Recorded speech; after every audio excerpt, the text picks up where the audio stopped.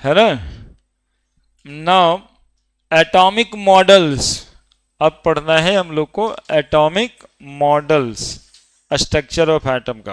देखो आगे जाने से पहले टॉपिक बहुत बढ़ेगा। हम लोग एटॉमिक मॉडल्स में शुरुआत करेंगे थॉमसन एटॉमिक मॉडल से,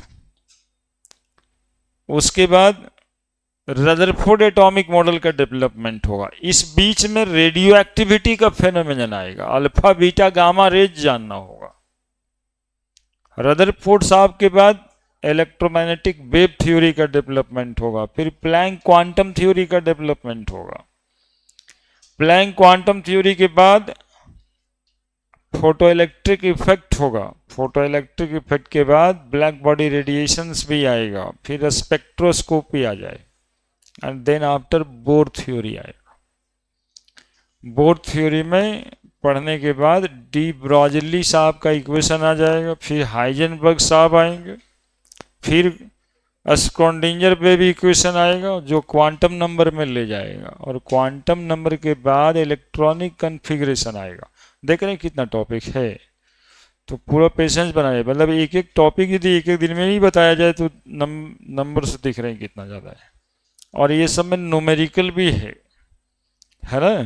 तो ये अभी जो 3-4 क्लास में मज़ा आ रहा है, ये मज़ा बाद में मेहनत में कन्वर्ट कर दीजिएगा। Thompson model of structure of atom.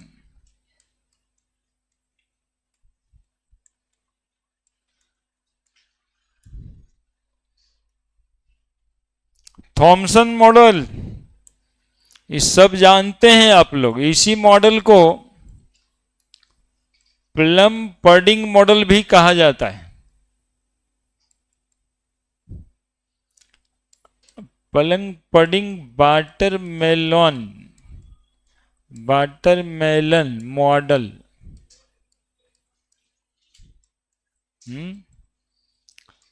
Structure of atom. Model बोलने से तुम लोग कहीं इधर उधर तो नहीं ना हो जाते हो जो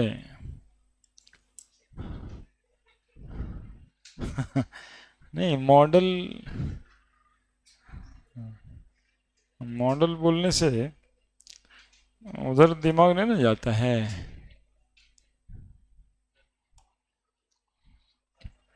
ना।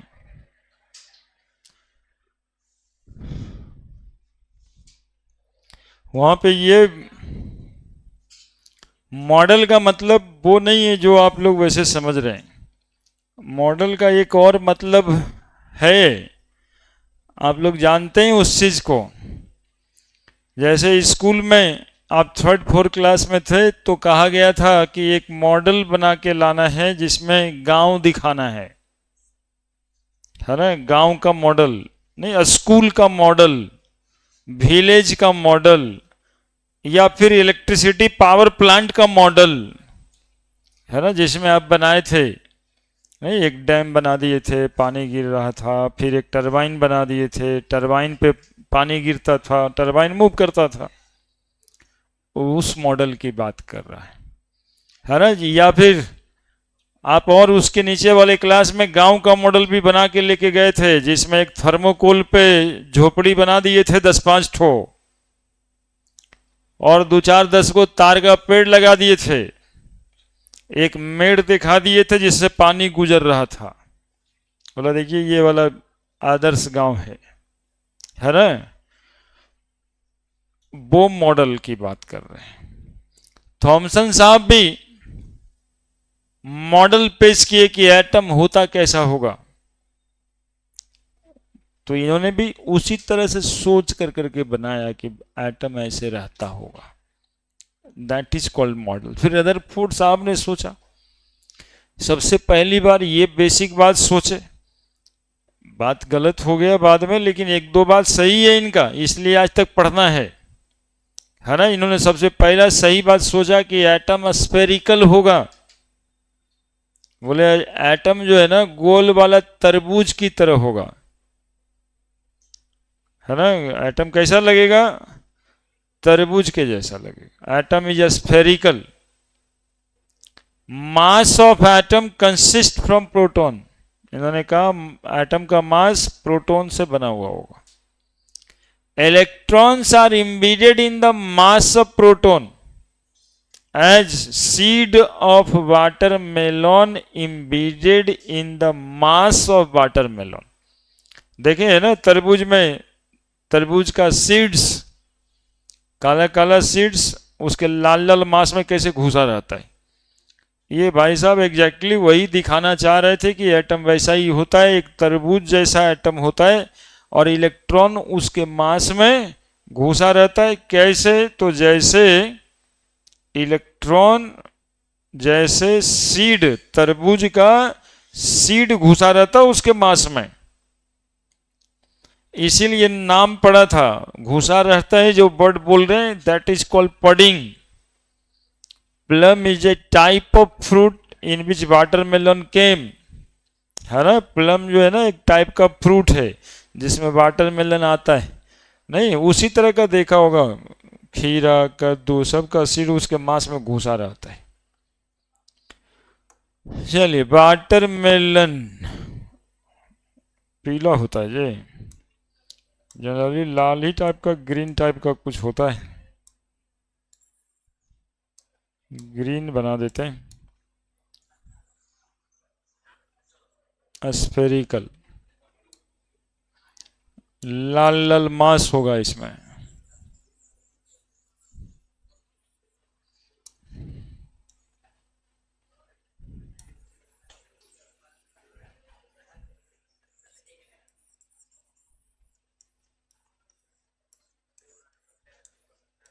ओए, क्या कर रहा है जी बैठ के? कहीं और सोचते रहेगा, कैसे चलेगा?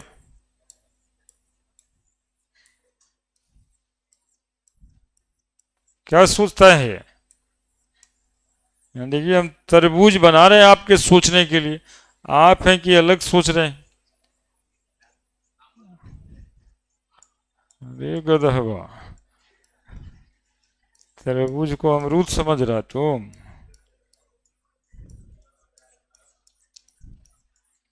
देखिए, आखिरकार हम बना ही दिए।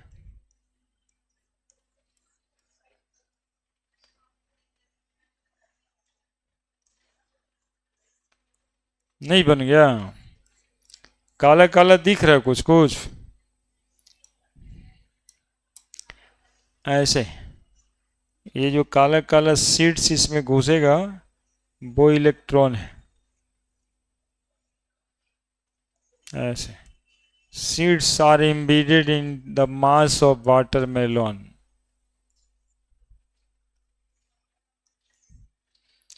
चलिए, ये है आपका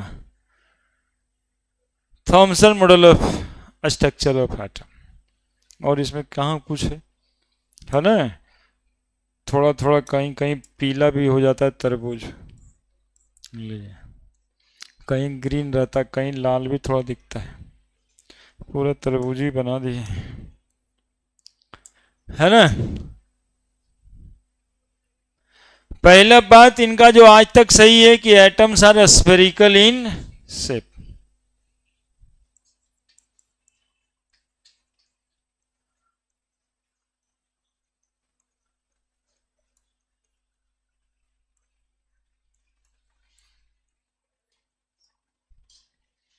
atoms are spherical in shape.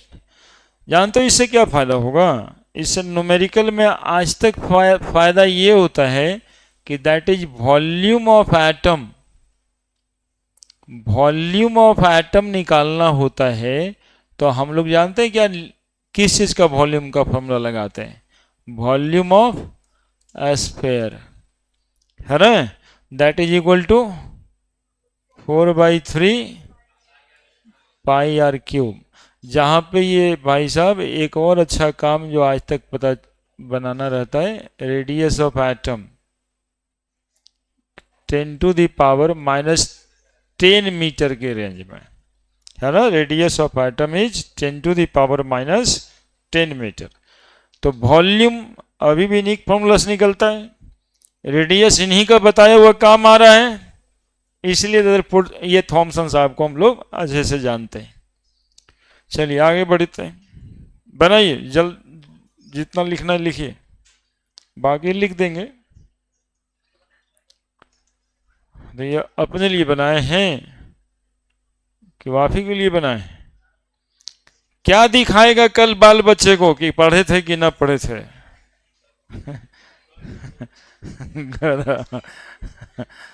बाल बच्चे को दिखाना होगा ना कि हम भी पढ़ते थे, नहीं तो कोई मानेगा? आजकल ये गूगल जमाना में आजकल कोई नहीं मानता, 2-4 साल में सब भूल जाता है, पहले 10-20 साल में भूलता था।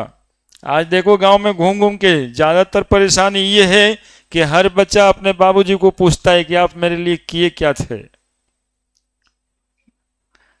है ना? सबसे ज्यादा बड़ा समस्या यही हुआ है। तो तुम अपने बच्चे के लिए क्या करोगे कि कॉपी रख लेना?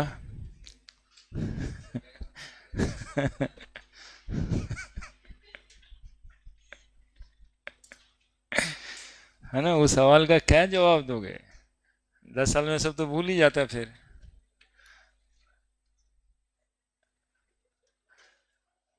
है ना? तो कम से कम 11th-12th तक जाने तक निश्चिंत तो हो गया तुम कि क्या किए थे, तो बता देंगे 20 साल से कॉपी संभाल के रखे थे यार तुम्हारे लिए, कि अगर हमा में कब जाओगे एटॉमिक स्ट्रक्चर का कॉपी देखो।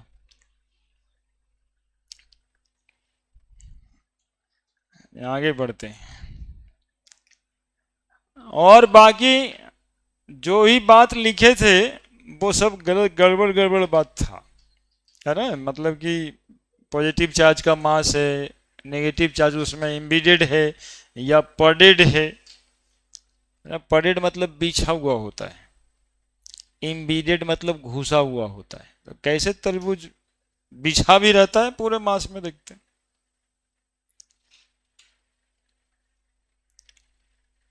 और उसी को कह सकते हैं कि एम्बेडेड है।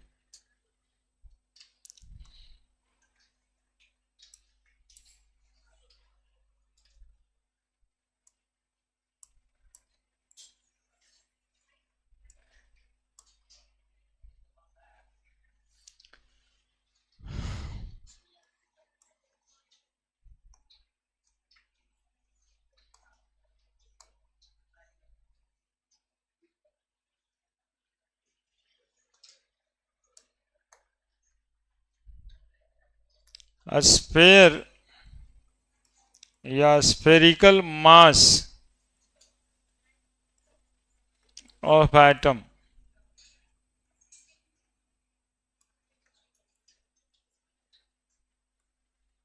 consist from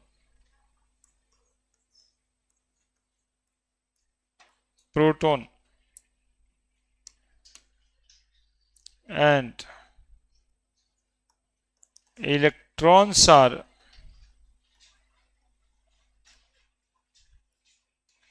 embedded or padded in the mass of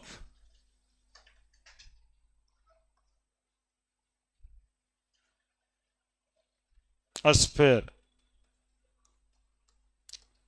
अब यहीं पे बताने के लिए ना इनको हेल्प लेना पड़ा वाटरमेलन से, है ना? जैसे कि ये तो बता दिए कि spherical mass of atom consist from proton, या स्फेरिकल मास जो है प्रोटॉन से बना हुआ है, एंड इलेक्ट्रॉन्स आर एम्बेडेड और pudded in the mass of a sphere.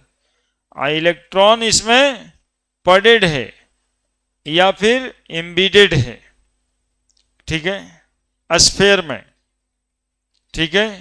अब बोला कैसे, तो बोले just like seeds of watermelon pudded in the mass of watermelon, just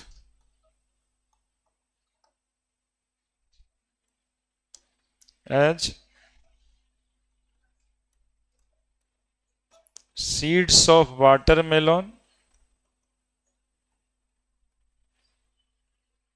पर्डेड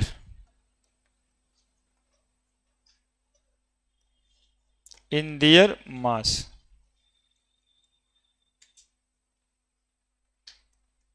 That is why it called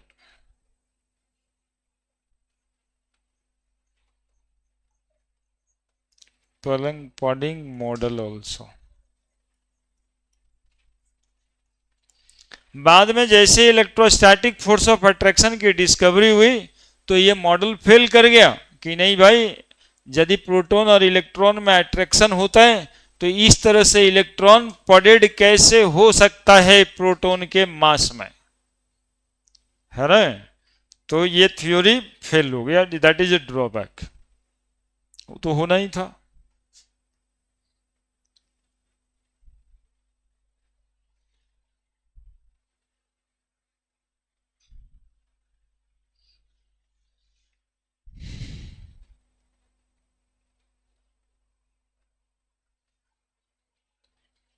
इसके अलावा कोई बात कभी पूछेगा क्या ये भी थॉमसन साहब बोले थे, बोलिएगा ना ये सब ना बोले थे, है ना। लगा बजा के इनके बारे में बोला जाता है कि कौन सा which of the following is not stated by Thomson या स्टेटेड बाय थॉमसन, कौन सा गलत है कि थॉमसन साहब कहे थे।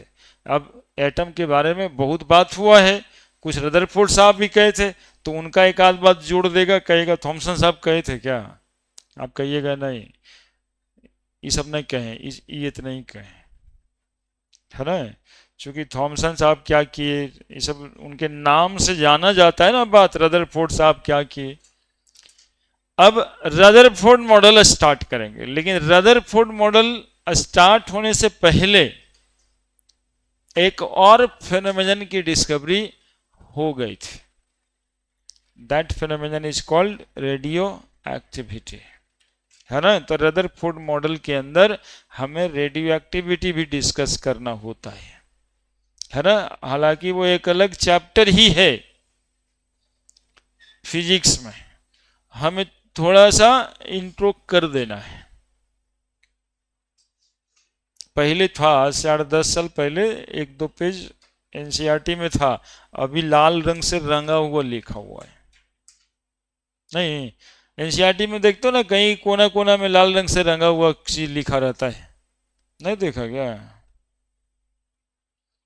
अरे गधा सब ऐसे ही नट है कि कुछ कुछ हो नहीं कहता है तुम लोग, लाल रंग से नहीं है, हम ही गलती करे बोले। ये देखिए मिलिकन वाइल्ड ड्रॉप एक्सपेरिमेंट कैसे साइड करके लिखा है, इसी में यहां पर तुमको रेडियो एक्टिविटी मिलेगा, मेन कंटेंट में नहीं मिलेगा, इस कंटेंट में मिलेगा। तो एक्चुअली में हम लोग को ये भी सब भी देखना रहता है, ये सब कौन पढ़ेगा, तुम लोग क्या समझता है सबको कि ना पढ़ना है, यही पढ़ना है नहीं। हाँ वो जो बगलवा में है वो पढ़ना है, ऐसे नहीं कि नहीं पढ़ना है। तो हेडिंग बना देना है रदरफोर्ड अल्फा स्कैटरिंग एक्सपेरिमेंट, और उसके अंदर हम लोग पढ़ेंगे रेडियो एक्टिविटी, वो स्टार्ट होने में देरी है। Rutherford model of structure of atom,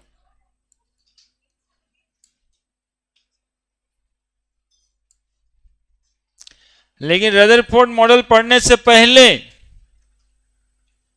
radio activity पढ़ना है हम लोगों को, क्योंकि रदरफोर्ड साहब का एक्सपेरिमेंट था रदरफोर्ड अल्फा स्कैटरिंग एक्सपेरिमेंट। तो अल्फा स्कैटरिंग में अल्फा कहां से आया, तो अल्फा रेज आया ना पहले, तो अल्फा रेज कहां से आया, तो रेडियो एक्टिविटी फिनोमिनन से। देखिए एक नेचुरल फिनोमिनन हो रहा था पृथ्वी पे, नहीं समझे, जो होता रहता है लोग उसी के बारे में ना स्टडी करता है जी। कौन सा फिनोमिनन हो रहा था, रेडियो एक्टिविटी। ये रेडियो एक्टिविटी क्या फिनोमिनन है,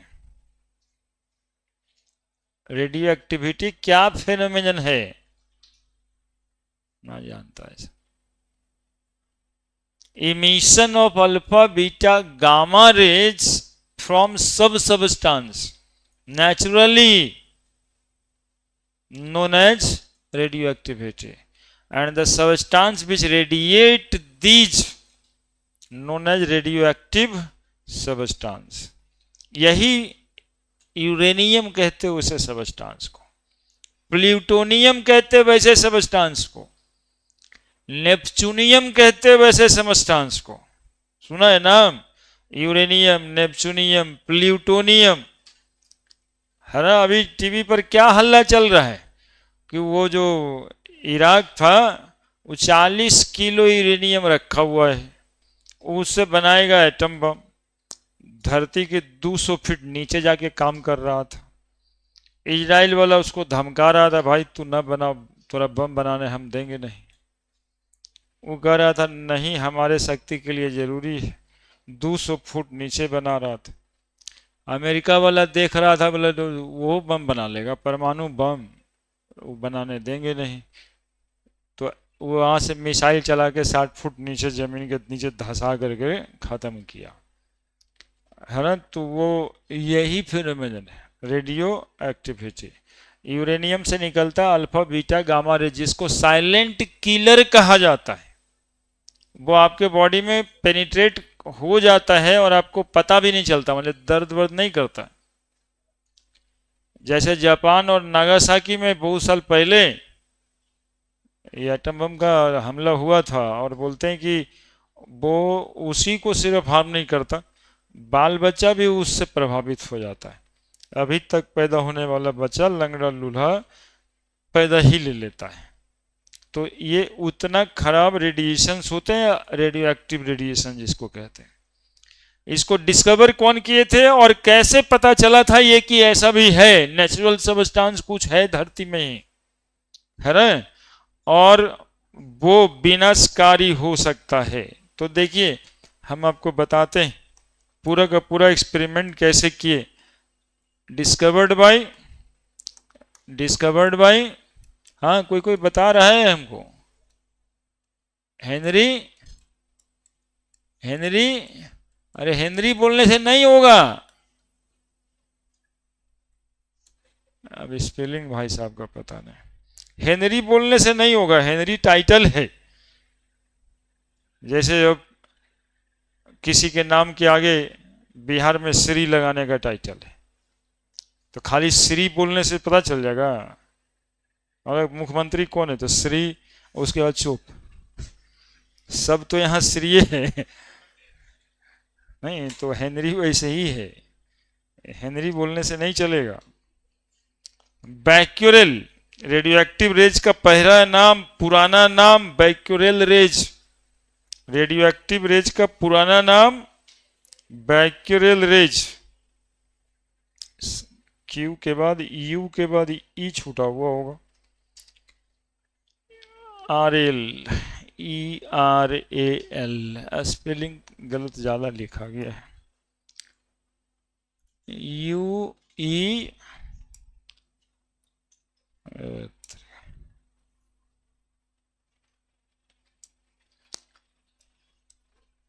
बैक्यूरेल, बैक्यूरेल साहब जो है ना रेडियो एक्टिविटी फिनोमेनन डिस्कवर किए थे। देखो पहले समझो ये क्या किए।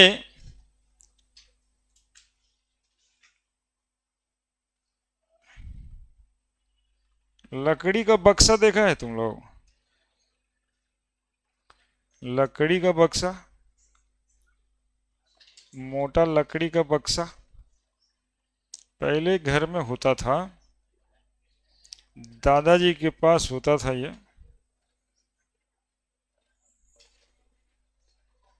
मोटा तख्ता होता था, उसी को बक्से के फॉर्म में रख देते थे, बना देते थे बक्सा। इसको एक लेड शीट से कवर कर देता,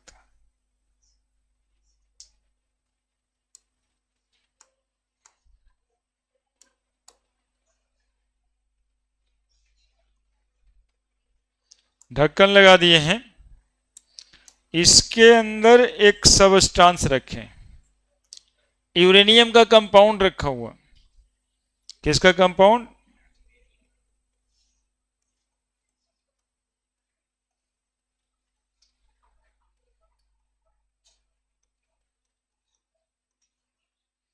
कंपाउंड ऑफ यूरेनियम, यूरेनियम वगैरह बहुत महंगा कंपाउंड होता है जी।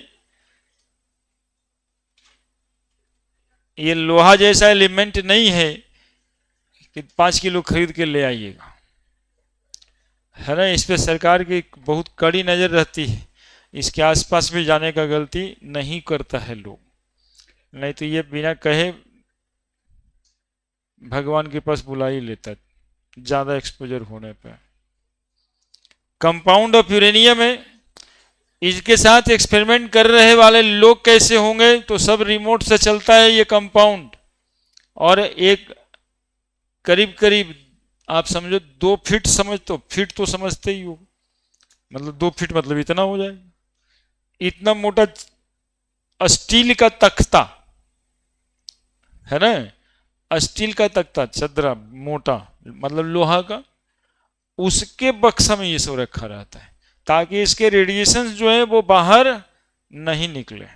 और जो आदमी भी पहन के जाता है कवच, वो भी 10 सेंटीमीटर मोटा स्टील का कवच, रोबोट टाइप का नहीं, आदमी रोबोट टाइप का घुसता उसके अंदर, जैसे बम स्क्वाड वाला पहन के आता है, पूरा स्टील का डब्बा ही समझो पहन के आता है। तो उस तरह का कंपाउंड है कि इसका रेडिएशन निकल भी जाए यदि गलती से तो उस पर कोई प्रभाव न पड़े।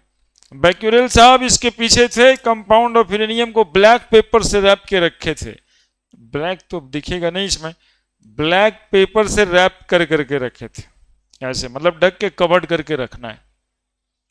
सुनोगे, अरे यहां पे बहुत ध्यान देना है।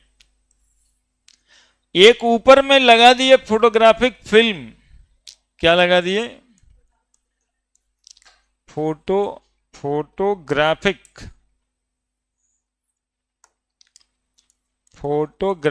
फिल्म लगा दी।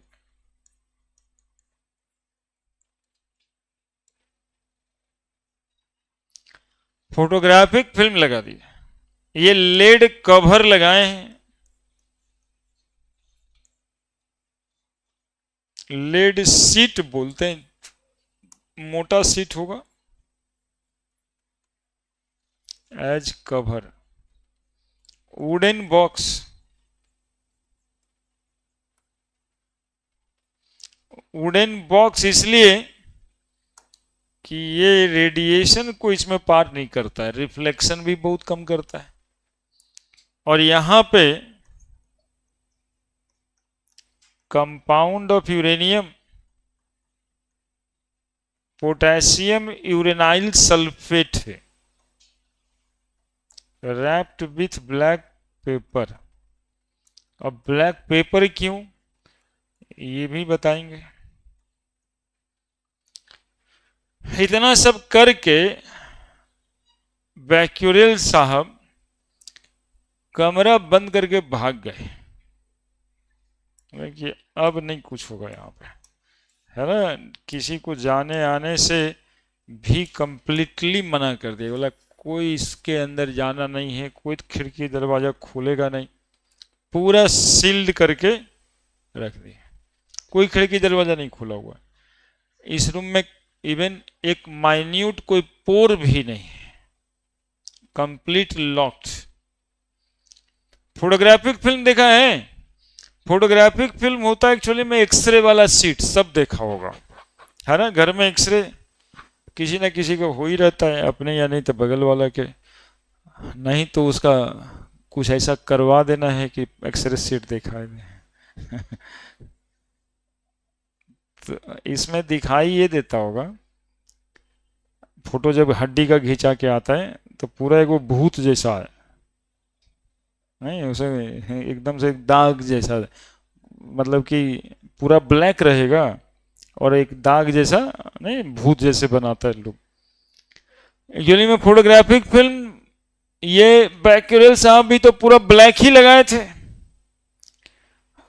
तो जो भूत जैसा निशान शैडो जो बनता है ना फोटोग्राफिक फिल्म में, उसका एक खास मतलब होता है कि कोई रेज उसके थ्रू पास किया है ना। शुरुआत में फोटोग्राफिक फिल्म बिल्कुल काला ही होता है, लेकिन जब एक्सरेज आने, समझ ही रहा होगा, cathode rays heavy metallic plate से पड़ के जब उस बॉडी पे पड़ेगा, इस हड्डी पे पड़ेगा, और हड्डी का फोटो उस स्क्रीन पे आ रहा है, मतलब एक्सरे में, तो कोई ना कोई रेज यदि पास करेगा तो इसमें धब्बा दिखाई देगा, और नहीं तो कुछ दिखाई नहीं देगा। ठीक है, आपको भी लगता है कि रूम में कुछ है, तो क्या करना है, पूरे रूम को कवर कर दीजिए, और एक आध को ब्लैक वाला फोटोग्राफिक फिल्म नया वाला टांग दीजिए रूम में। यदि उसमें कुछ नहीं जाता है, मतलब रोशनी भी नहीं जाता, प्रकाश की एक कोट हो रोशनी, और कुछ दिखाई उसमें आपको पड़ने लगे, तो समझिएगा कि आए भूत उठाया था रूम में। समझे, वैसे ही बात है, जब तक इस पे रेज नहीं पड़ेगा तब तक कुछ होने वाला नहीं है। रेज पड़ता है, जहां पे रेज पड़ेगा वहां धब्बा आ जाएगा, स्कैर्स आ जाएगा, वही धब्बा आप लोग को दिखाई देता है वो एक्सरे वाला फिल्म में। बैक्यूरेल साहब भी बंद करके फोटोग्राफिक फिल्म लगा के छोड़ दिए, 2 दिन के बाद देखने गए, 2 दिन के बाद देखने जाते हैं तो एक ब्लैक स्पॉट, मतलब स्पॉट दिखता है, in the spot in the photographic film. A spot is observed in the photographic film. Becquerel साहब से from where these spots came in X-ray sheet. कोई रेज बाहर से तो आ नहीं रहा था, इसको तो सुनिश्चित किया ही था इन्होंने। बैक्यूरेल साहब कहे कि नहीं ऐसा संभव नहीं है, ये होना हो, ये जो कंपाउंड बक्से के अंदर रखा हुआ उसी में से कोई रेडिएशन निकला है, और ये रेडिएशन निकल के इस सीट पे गया है, और जहां जहां पे ये रेज गया वहां वहां पे धब्बा दिखाई दिया है। समझ आ रही है बात? The invisible rays coming from this substance, Becquerel साहब सोचे कि अब क्या कहना है, हम तो अमर हो ही गए, नामों इसका रख दिए बैक्यूरेल रेज। क्लियर है? इसका नाम क्या रख दिया ये, बैक्यूरेल रेज।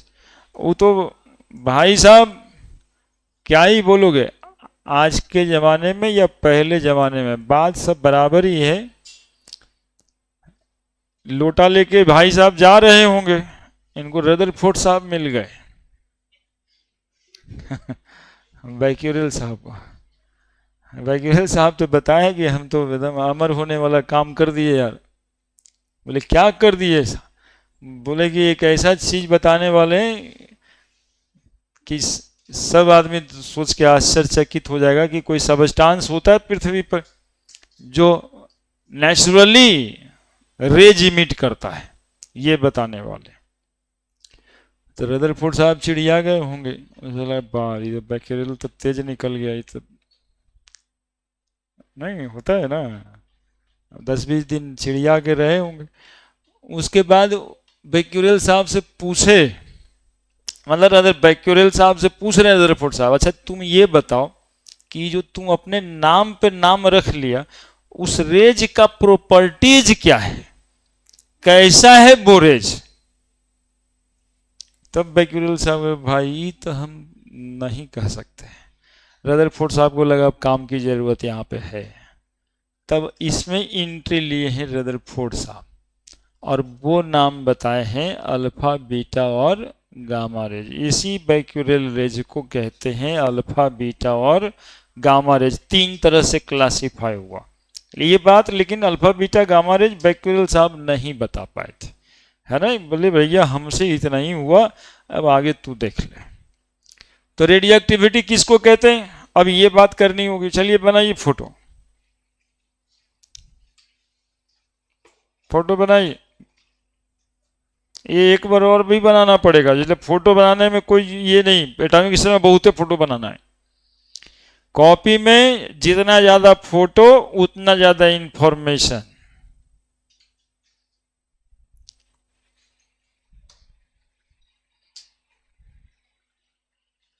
बनाओ रे डिब्बा, वो बनाओ ना जल्दी। बना लिया?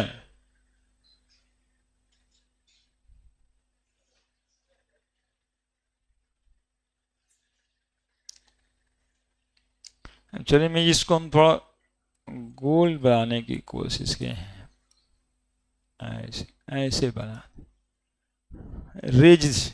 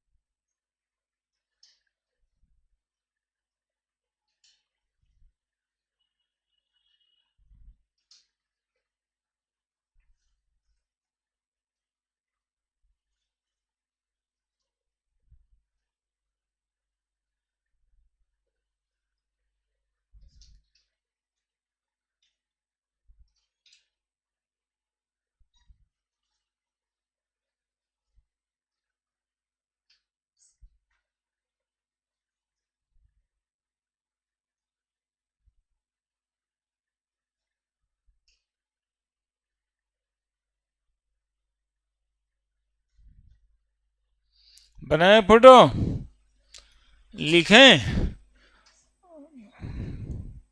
देखिए alpha beta gamma rays फूटेगा।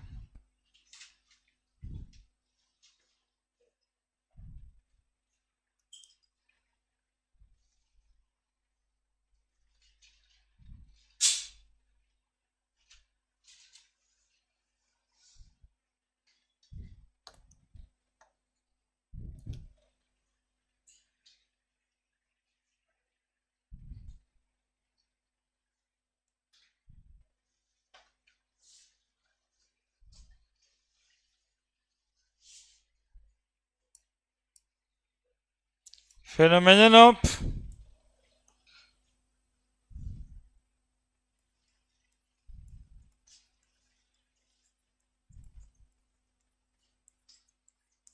emission of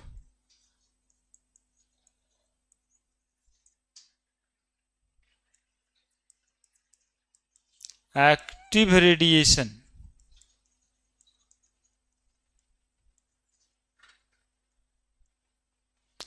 from a substance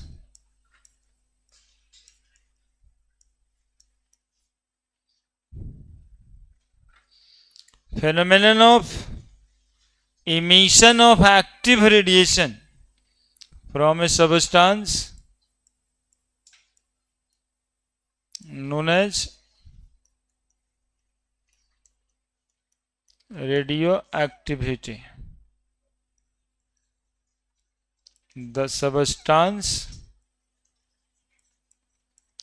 which emit these radiation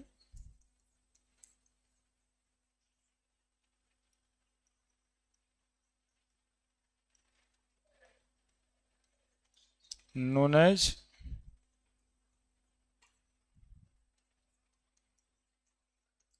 radioactive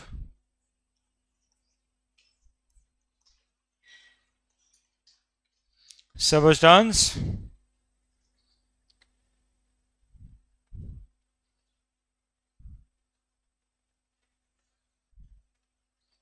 and the active radiation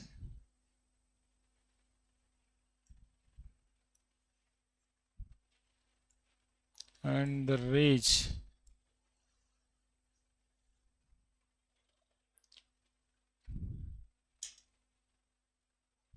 are known as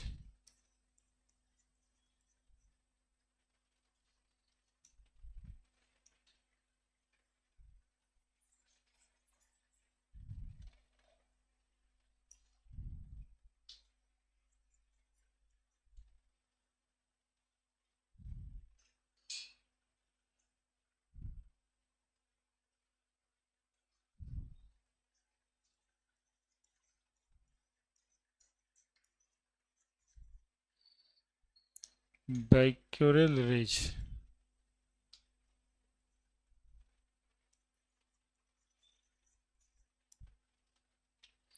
है ना, क्या क्या लिख दिए, phenomenon of emission of active radiation from substance known as radioactivity, the substance which emit these radiation known as radioactive substance, and the rays are known as becquerel rays, and the rays of active radiation लिख दो, and the rays of active radiation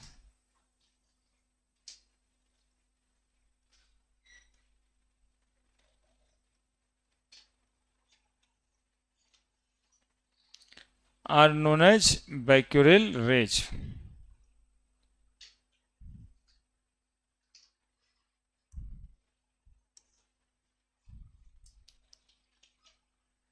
radioactivity एक spontaneous phenomenon है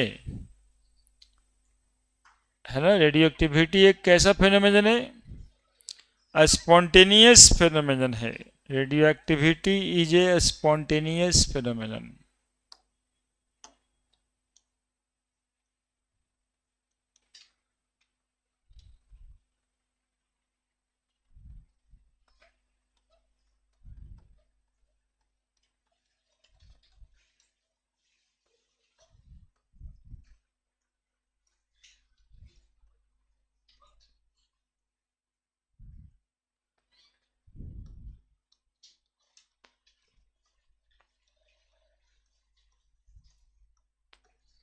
radioactivity is a spontaneous phenomenon.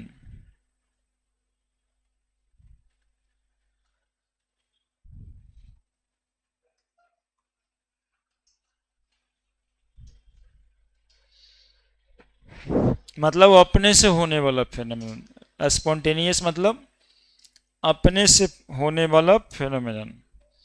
Radioactivity is an example of first order rate of reaction. ये लिख देना, लेकिन अभी समझा नहीं पाएंगे कि ये क्या है।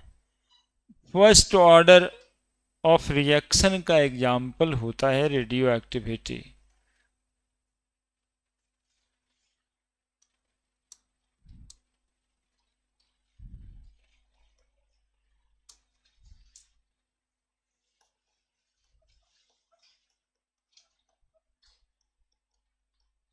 Radioactivity is the example of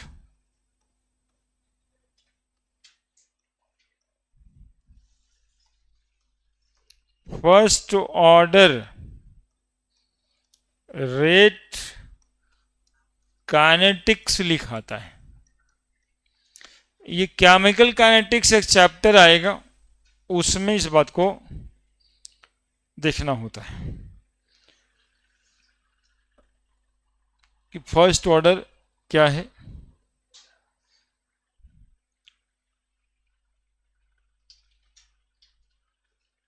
properties of radioactive radiations studied by Rutherford, becquerel साहब नहीं। Properties of radioactive rays studied by Rutherford.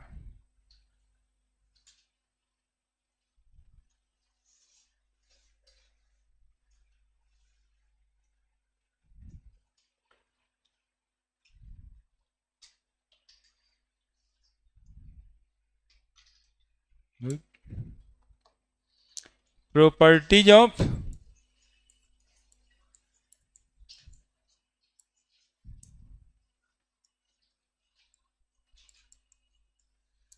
Radioactive rays, जो अभी बैक्यूरेल रेज के नाम से जाना जा रहा है,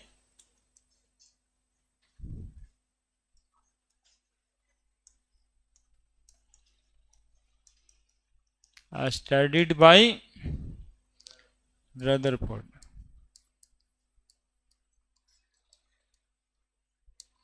ये सब सिपाही दरोगा बनने वाला परीक्षा में भी पूछता रहता है जी, जनरल साइंस है, इसलिए लिख के रखना ही पड़ेगा। प्रॉपर्टीज ऑफ रेडियोएक्टिव रेज और Becquerel rays studied by Rutherford. और कौन सा एलिमेंट रेडियो एक्टिव होगा? 90 एटॉमिक नंबर के बाद वाला सब एलिमेंट रेडियो एक्टिव है, और आइसोटोप भी रेडियो एक्टिव है, और जिसमें न्यूट्रॉन बाई प्रोटॉन का रेशियो 1.2 से ज्यादा आता है वो भी रेडियो एक्टिव है। रेडियो एक्टिव सबस्टांस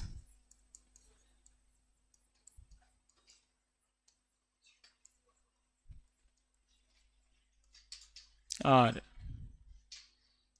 पहला atom having atomic number greater than 90। समझ रहे जी? दूसरा आइसोटोप्स ऑफ एन एटम। तीसरा atom having neutron by proton ratio greater than, ऐसे तो 1 ही लिखा जाता है लेकिन ऑलमोस्ट 1.2 से ज़्यादा वाला रेडियो एक्टिव हो जाता है ना, जिसमें न्यूट्रॉन की संख्या ज़्यादा है प्रोटॉन से।